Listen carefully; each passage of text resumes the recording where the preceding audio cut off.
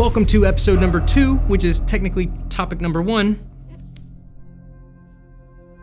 Is it good? Our exposure triangle are 3 different aspects to controlling our exposure. Now, our exposure is the amount of light hitting our sensor and our camera. Basically, how bright or dark is the image gonna look? Now, with there being 3 different aspects, in this episode we are going over topic number 1, or aspect number 1, aperture. Now, the aperture is due to systems directly in your lens. It's basically the pupil of your lens. The same way the pupil of your eyeball works, the more contracted it gets, the less light it lets in. The wider or more open that the pupil is, the more light that comes in.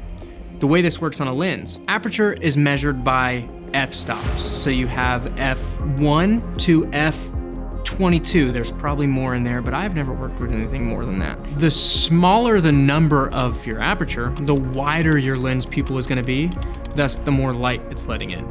The larger the number, the tighter the lens pupil and less light that's gonna be let in. Now, changing your aperture also changes another characteristic of your footage. That is your depth of field. Basically, imagine a focal plane. There is a spot in this 3-dimensional world where I am in focus. The range at which I can come out of focus is dependent upon the aperture. So if I get any closer to you, I am now out of focus, and it is because I'm currently shooting at f2.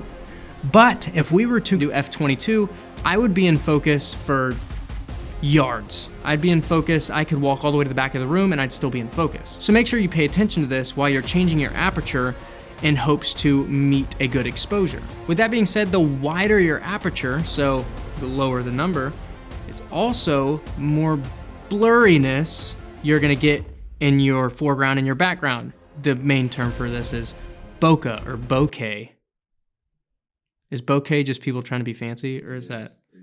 Okay. iPhones actually have this effect on cinematic mode where they create artificial blurriness behind you and in front of you, but basically it's just to reach the same effect that a wide aperture can have on your image. Congratulations on finishing topic number 1. I hope you're writing notes. If you feel you need to go back and rewatch, feel free to do so. If you have more questions, make sure to reach out to the community and see if they or we can answer. See you in the next episode.